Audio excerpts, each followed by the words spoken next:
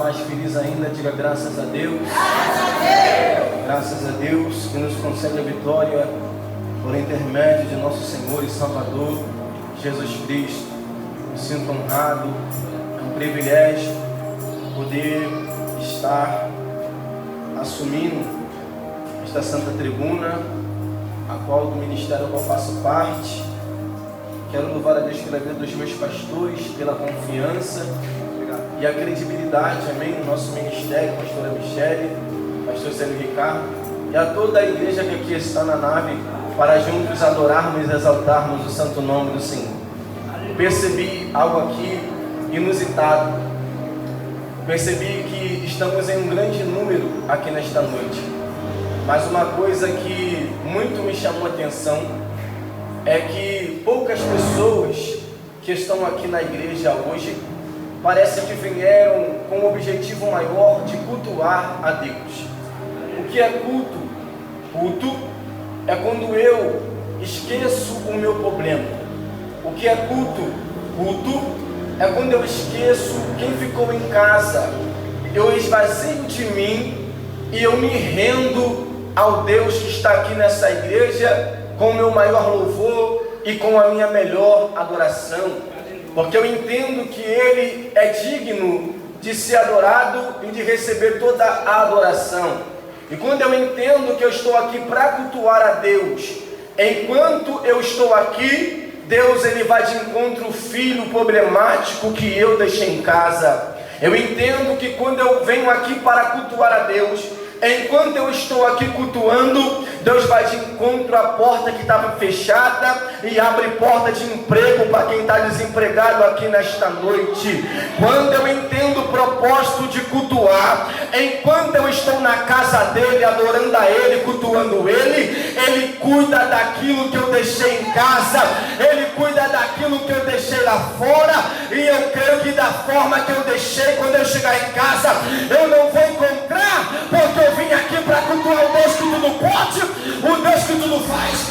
Então, se é verdade isso aqui que eu acabei de dizer, por gentileza, cultue a Ele ainda porque você não cultuou, adore a Ele ainda porque você não adorou, glorifique Ele aí porque você ainda não glorificou. Eu vou deixar você cultuar a Ele. Ele falou, filho, é um absurdo, porque a mensagem é eu falando com a minha igreja. A mensagem é eu respondendo o culto da minha igreja. Como é que eu vou responder se eu não vim à igreja cultuar? Os remédios estão aqui adorando a igreja de boca fechada a Ele. Não é porque você está embaixo que quem está aqui em cima é melhor do que você. Quem está aqui em cima também é servo. Aqui não tem ninguém melhor do que ninguém. Todos nós estamos aqui para adorar aquele que é digno de merecer toda a honra, toda a glória e todo louvor. O homem aqui vai diminuir e quem vai crescer é Ele mais e mais.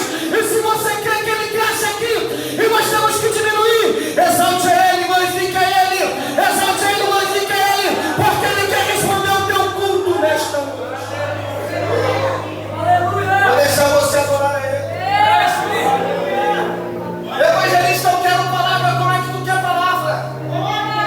Evangelista, eu quero resposta, como é que tu quer resposta se você não cultuou? Tem gente que está aqui dentro não sabe nem o que é culto, porque fica o tempo todo olhando para um lado, olhando para o outro, e não entende que é uma presença divina aqui, que merece ser reverenciada, merece ser adorada, merece ser respeitada, que é a presença do Pai, do Filho e do Espírito Santo. Ele não mudou, ele é o mesmo.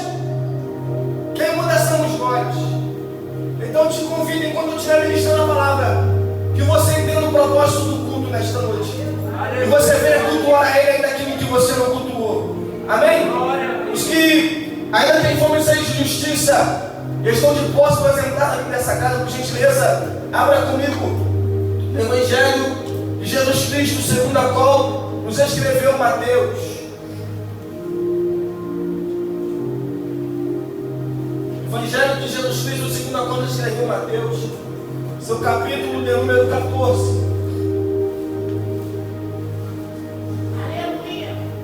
Quero louvar a Deus e agradecer a Deus pela presença ilustre do meu irmão mais velho, evangelista Wesley, está aqui nos dando a sua honra, está ali.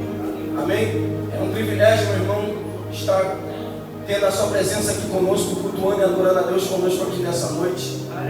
Muito orei, muito clamei e hoje estou muito feliz, pois vejo meu irmão na presença de Deus novamente. É um exímio pregador, um exímio levita da casa de Deus. Estava fazendo muita falta, mas eu creio que a glória da segunda casa vai ser maior, será maior do que a da primeira, em nome de Jesus. Mateus capítulo 14, versículo... Glória a Deus. Versículo de número 24. E depois nós vamos dar um salto e vamos ler o versículo de número 26. Quem entendeu a leitura bíblica, diga glória a Deus.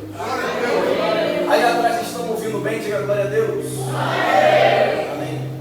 Mateus capítulo 14, o seu verso de número 24, está escrito assim: o barco, porém, estava já no meio do mar. Diga meio. Diga meio. Agitado pelas ondas, porque o vento era contrário. Mas a quarta vigília da noite, Jesus foi até eles andando sobre o mar. E quando os discípulos ouviram andando sobre o mar, eles perturbaram-se, dizendo: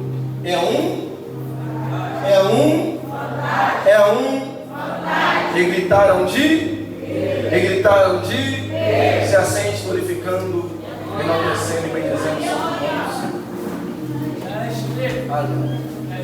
Senhoras e senhores, o Evangelho de Mateus, ele foi escrito para os judeus e ele estabelece uma junção entre o Antigo e o Novo Testamento, devido ao ênfase que dá às profecias que anteriormente foram profetizadas pela vida do profeta messiânico Isaías.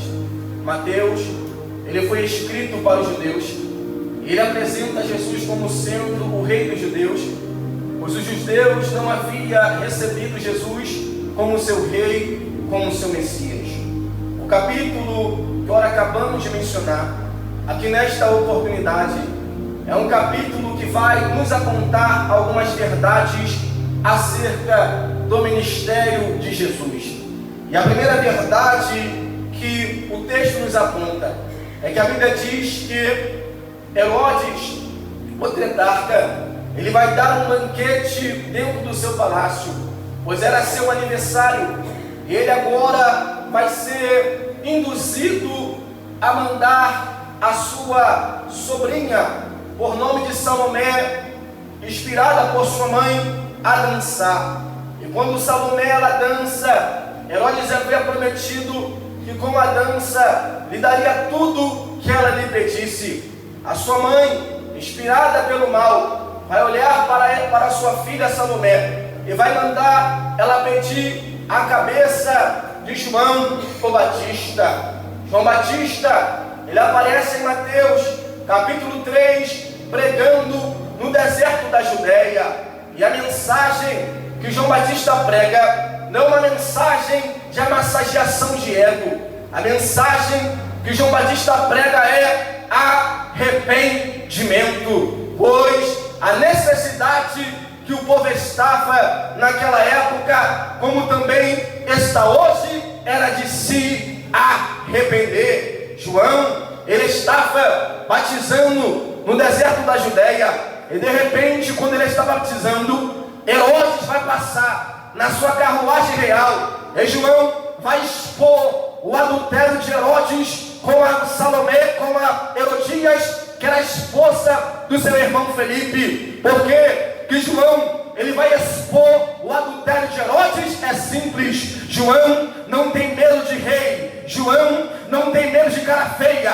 João não tem medo de perder a cabeça. O que João tem medo? De não falar aquilo que aquele que confiou a profecia na boca dele, ele falar. Ele disse: eu posso falhar com o homem, aleluia, eu não posso falhar com o Senhor. Eu posso, aleluia, morrer aqui na mão do homem. Eu não posso falhar com o Senhor, porque eu entendo que podem até cortar minha cabeça aqui embaixo, mas lá em cima a minha cabeça será coroada na glória. Aleluia, aleluia. Podem até parar o profeta aqui embaixo, mas lá em cima o profeta será galardoado na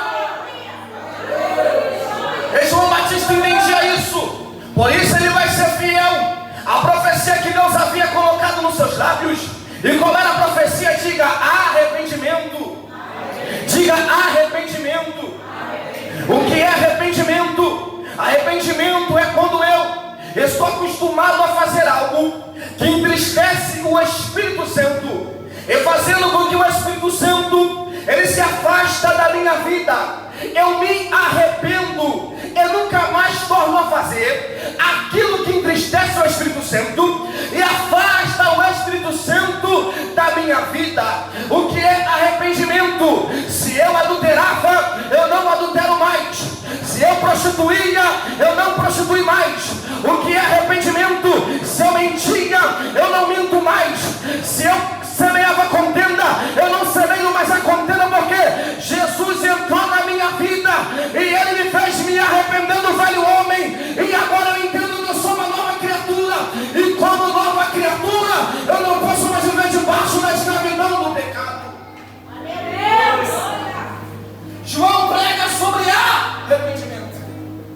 Ele diz lá no deserto da Judeia: eu vos batizo com água para o arrependimento. Eu vos batizo com água para o arrependimento. Mas depois que me virá, ele é mais poderoso do que eu. Ele nos batizará com o Espírito Santo. João Batista está dizendo que o que vem depois dele é mais poderoso do que ele. Ele nos batizará com o Espírito. Espírito. Pois bem, olha para cá. A Bíblia diz em Mateus 14 que chega ao conhecimento de Jesus, que João Batista perdeu a sua cabeça, foi decapitado por ser fiel à profecia que Deus colocou na sua boca, que era arrependi. Só que Herodes vai ficar assustado, porque quando ele escuta falar de Jesus, ele fala: será que João voltou dos mortos? E o Espírito de João se apossou da vida desse Jesus, porque ele também só prega sobre arrependimento. Alguém está aqui para entender essa mensagem? Ele só prega sobre arrependimento. Aleluia. Sabe o que eu entendo aqui? Era Deus dizendo: Herodes, tu pode até matar um, mas eu tenho mais de um para pregar sobre arrependimento.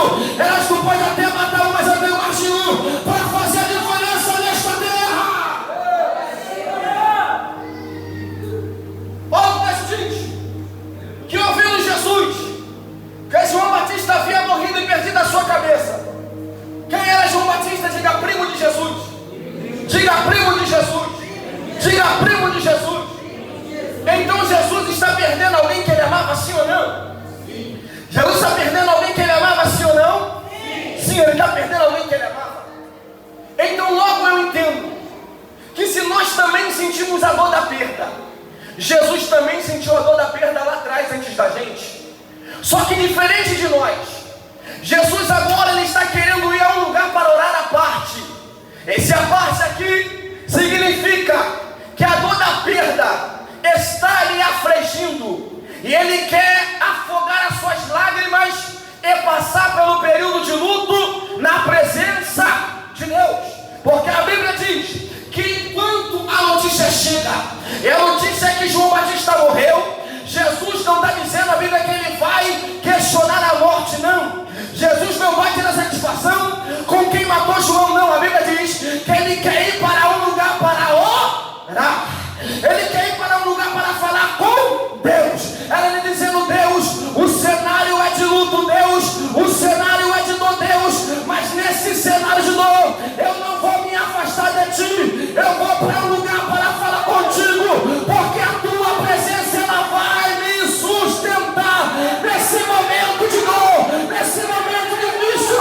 A tua presença ela vai ser comigo. Oh meu Deus, eu estou sentindo Jesus aqui. Olha para alguém que está andando, diga para ele: se o cenário for de dor, fica tranquilo, Jesus já passou por esse cenário e ele está contigo nesse cenário de dor. A dor não é para te matar, a perda não é para te matar, é para te dar mais intimidade com ele em oração. Só quem está entendendo que a dor é para dar intimidade na oração, abre a boca e faz aquele barulho que o adversário não gosta. Deixa eu ver quem vem cultuar. Deixa eu ver quem vem cultuar a ele. Deixa eu ver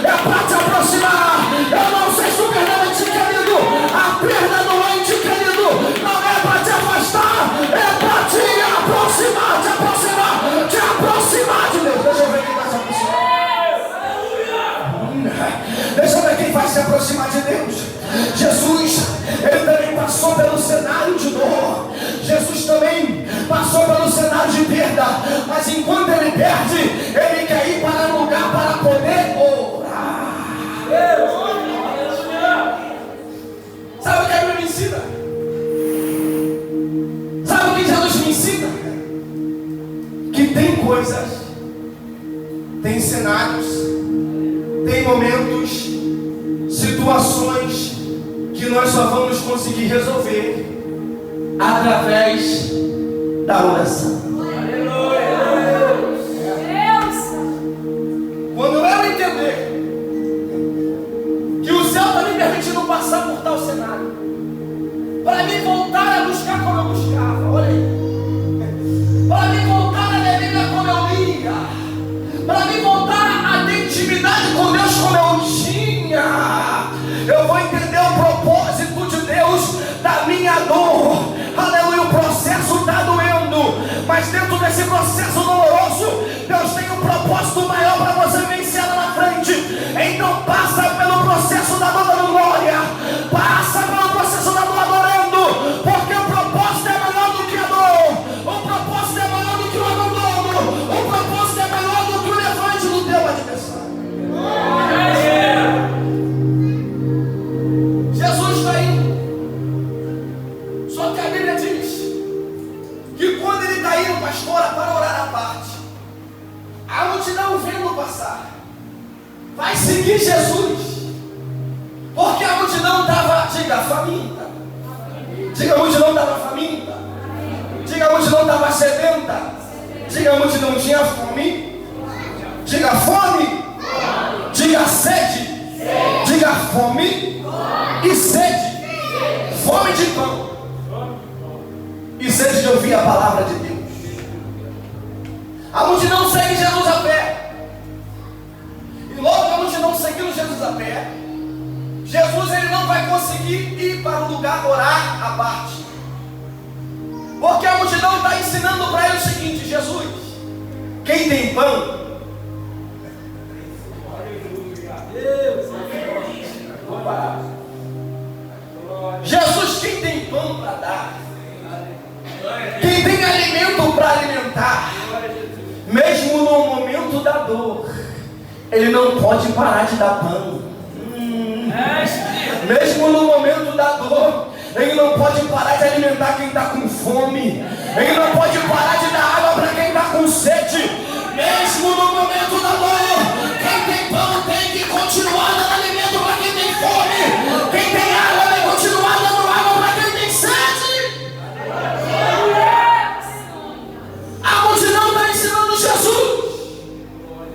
Eu sei que tu quer ir falar com o Pai, mas antes de você ir falar com o Pai, primeiro, alimenta a gente. Antes de você cuidar da sua dor, primeiro cuida da nossa dor. Antes de você cuidar de você, primeiro cuida de nós, Jesus, porque nós precisamos do seu cuidado. Ser cristão muitas vezes é isso, é você cuidar de alguém que está precisando de cuidado, você precisando de cuidado. Ser cristão é isso, é você abraçar alguém que está precisando de abraço e você ao mesmo tempo está precisando de abraço. Eu aprendo com Jesus que antes de eu cuidar de mim, primeiro eu tenho que cuidar daquele que está com fome e faminto na presença dele. Se você está entendendo isso aqui, se você está vivo aqui nessa noite, glorifica ele, exalte ele aqui porque ele está sendo. A multidão segue ele a pé. E a multidão ensina para ele que quem tem alimento não pode parar. Olha o que eu não diga, você está proibido de parar, porque você tem pão. Vou parar. Diga assim, você está proibido de desistir, porque você tem pão. Diga, você está proibido de parar, porque você tem pão. Você tem pão, você tem pão, você tem alimento. Você está proibido de parar, porque você tem pão, você tem alimento para dar.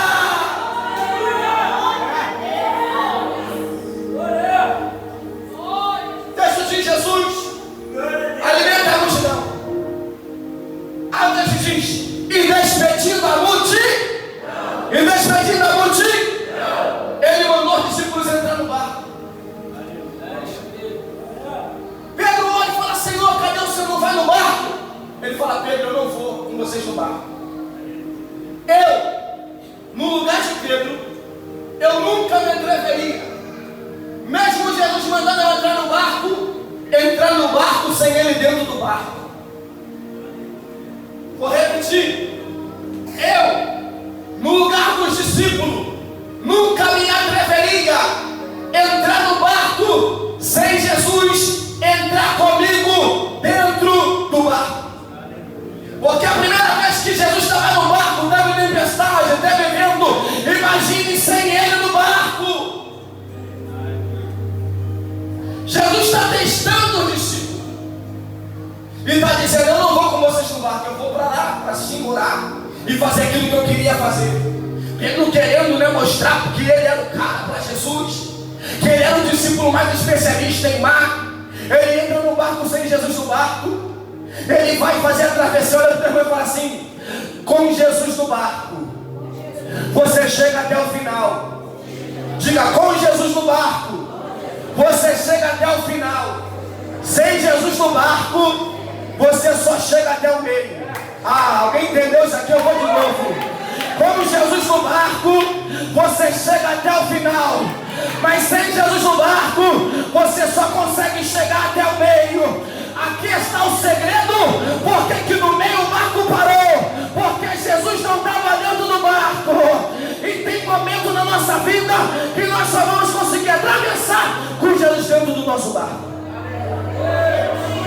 Meu Deus, Jesus está lá em cima no monte, chorando, falando com Deus, dizendo: Deus, nesse momento de dor, só o Senhor pode cuidar de mim. Nesse momento de tristeza, só o Senhor pode cuidar de mim. E enquanto isso, diz a Bíblia, que o discípulo estão indo sem Jesus, vai dizendo: Ei, nós vamos atravessar sem ele. O mar está tranquilão, nós vamos atravessar tranquilão sem ele.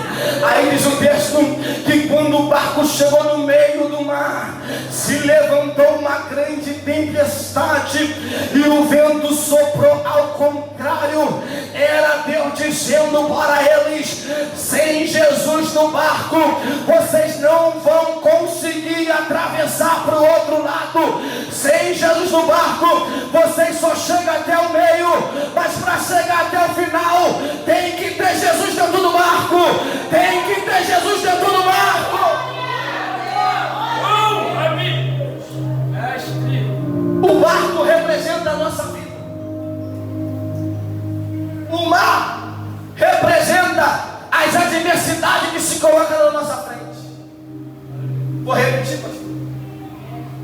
O barco representa a nossa vida. O mar representa as adversidades que o inimigo coloca na nossa frente. Tem coisas que nós só vamos conseguir atravessar quando nós entender que o principal tem que estar dentro do nosso barco. Jesus está lá em cima e está dizendo: eu quero ver até onde eles conseguem ir, Senhor, no barco. Eu quero ver até onde eles conseguem chegar, Senhor, no barco. Jesus está olhando lá de cima e vendo o que eles estão passando, o vento soprando, o mar bravio, o barco quase ele a pique, Jesus vendo tudo, vendo tudo. Aí diz o texto que o barco parou. O barco parou. O barco parou, cadê a igreja? No meio, diga meio. O barco parou. A nossa caminhada aqui na terra, ela é conhecida por começo, meio e fim. É por isso que Jesus disse: aquele que perseverar até o final receberá a coroa da. Ele não fala aquele que perseverar até o meio, ele fala aquele que perseverar até o fim. Então eles começam sem Jesus, chega no meio sem Jesus no barco. Só que dali para frente o barco fica pá. O barco fica pá. Tem gente que é assim. Ele começa com aquele gás. Prega. Entrega a profecia. Nenhum culto é ruim para ele. Todo culto ele está dando glória a Deus. Aleluia. Os outros olham para a cara dele e falam assim: irmão, está doido? Ele está doido mesmo com Jesus, estou nem aí. Que é o começo. No começo do quebrote. Ele não vai se levantar no começo, porque no começo está forte. Ele não vai se levantar no começo, porque no começo ninguém te para, você tem força. Mas ele entende que no meio é um passo para o fim. O meio é um passo para o fim. Ele não quer que tu chegue no final.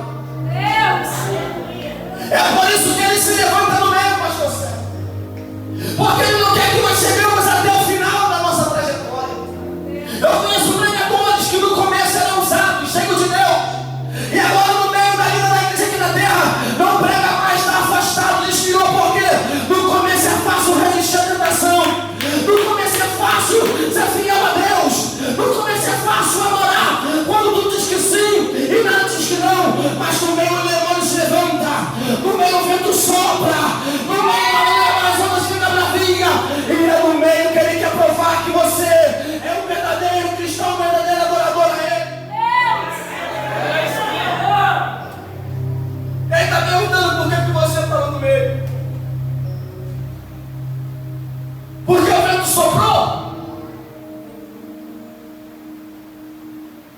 Por que você perdeu? Por que você parou no meio?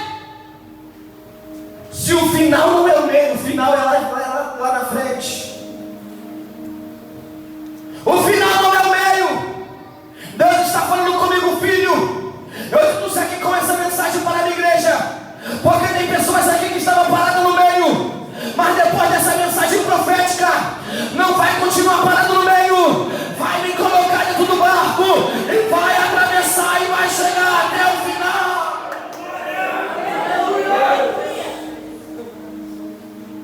Deus está vendo ele lá de cima. Diga assim, ele está vendo você lá de cima. Ele viu que você parou no meio. Ele viu que o casamento parou no meio, a empresa parou no meio, a igreja parou no meio, o ministério parou no meio. Ele viu que parou no meio. Ele está vendo lá de cima. Agora fala assim: aquilo que para mim, diga, aquilo que para mim é impossível, para Ele é possível. Diga, eu não posso andar sobre as águas, mas o meu socorro vem por cima do meu problema para me dar vitória. O meu socorro vem por cima daquilo que está me afligindo para me dar vitória, dizendo: eu sou maior do que você, eu sou maior do que esse mar, eu sou maior do que essa luta, eu sou maior do que essa provação, eu sou maior, e eu vou ter um encontro por cima do teu problema. Para mostrar para você que o teu problema para mim não é nada, e eu que sou tudo na tua vida. Meu Deus, eu estou sentindo Jesus. Ele desce, pastor do monte, quando a gente, na quarta vigília da noite, 3 horas da manhã. Ele desce. Ele vai ao encontro dos discípulos andando por cima do problema. O barco está parado no problema. O que é o problema? Diga o mar. Ele vem andando por cima do problema que é o mar. Aleluia. O texto diz que eles olham Jesus vindo, a neblina batendo, era de madrugada. Eles vão ficar o quê? Diga, assustados, e vão gritar: é um fantasma. Por que os discípulos que andaram com Jesus viram Jesus fazer milagres? Por que os discípulos que conheciam ele estão chamando o homem de fantasma? Como ela fazia espírito. Por quê? É simples. Os judeus ortodoxos, eles eram escravos da superstição. O que é superstição? Superstição são contos, são fábulas históricas contadas por avós e chega até os netos. Os judeus ortodoxos acreditavam que vela acesa atrás da porta trazia proteção para dentro das suas casas. Os judeus ortodoxos acreditavam que prego dentro do bolso do noivo espantava o mal-olhado.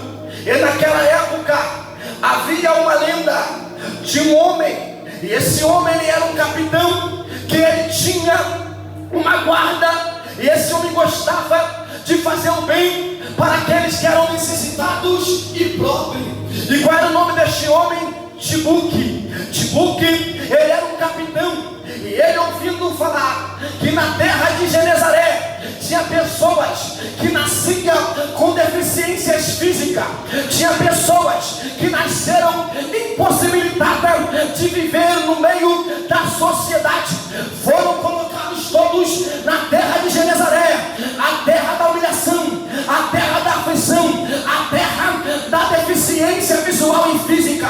E ele disse: eu preciso ir lá naquela terra cuidar daqueles que ninguém quer cuidar. E uma vez que Tibuque estava indo, diz a história que um vento se levantou no meio ali, quando ele estava indo até a terra de Genezaré, afundou o barco, morreu Tibuque e seus marujos. E essa lenda, pastora Michele, que toda vez que alguém tenta atravessar o mar da Galileia, quando é de madrugada, Tibuque volta no mundo dos mortos e impede alguém de fazer aquilo que ele queria fazer. por isso que eu entendi porque Jesus veio logo de madrugada ao encontro dos discípulos, dizendo: Timóteo não manda em nada, Timóteo não impede nada, quem manda sou eu, quem faz sou eu.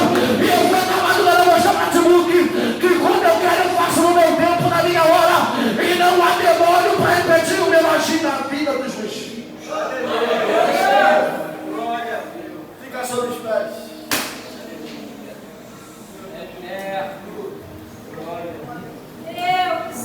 Por que Pedro disse é um fantasma? Porque o discípulo também era escravo da superstição. Eles acreditavam na lenda de Timóteo.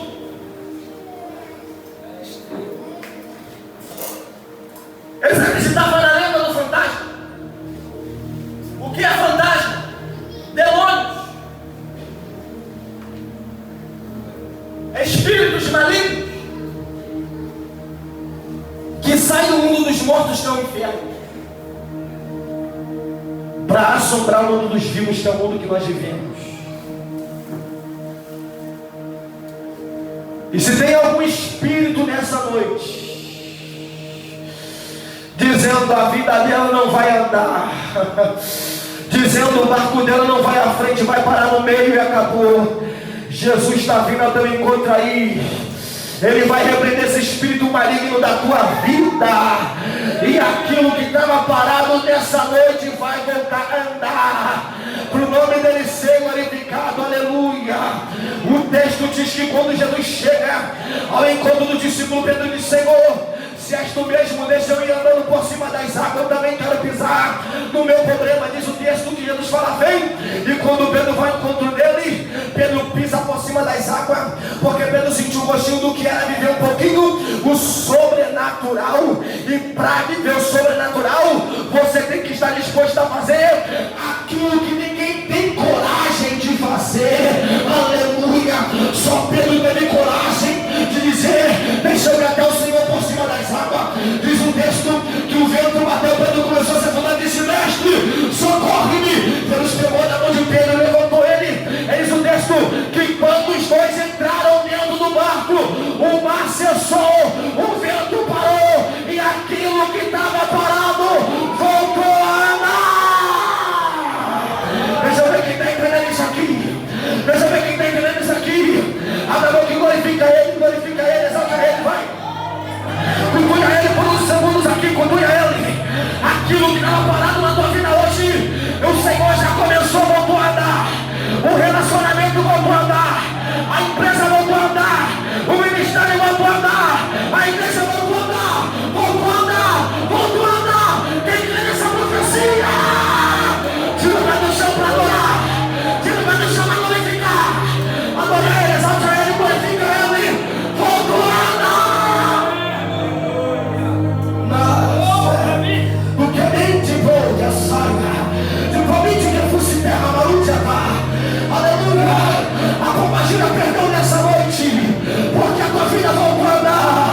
O desafio perdão nessa noite, porque a tua vida voltou a andar. O tranca-rua perdão nessa noite, porque a tua vida voltou a andar. Voltou a andar, voltou a andar, voltou a andar, voltou a andar. Ele me dará xandará como Leviticamente Ebrex, Turca, Card, Omitstar. Quem vem cultuar está entendendo a mensagem de Deus. Uracango e a Candaraca.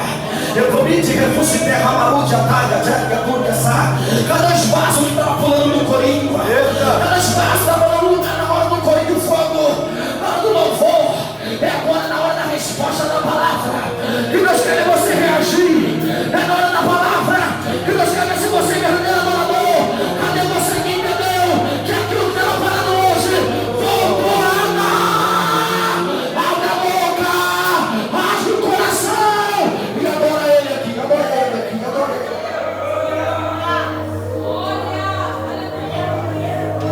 Me fantasma me tira. De promete que fosse acaba. De me fome, de me fitar. De me fatará, de me segura, fala. De que muri, tá, acabou, que até fala. Me diz que a muri, tá, com muri, as trega, promete a fala. Ele é que muri, tá,